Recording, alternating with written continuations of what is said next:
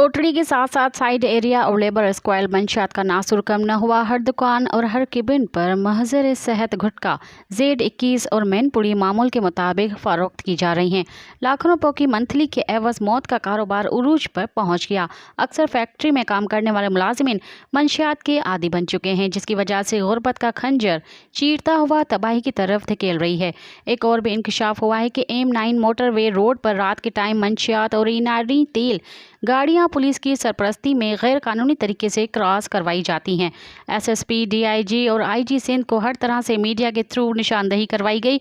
कार्रवाई फौरी अमल लाने की अपील भी की। मज़ीद ख़बरनि ऐं तफ़सीलात लाइ विज़िट कयो असांजी वेबसाइट www.awamiNewsHD.com ऐं ॾिसंदा रहो अवामी न्यूज़ HD।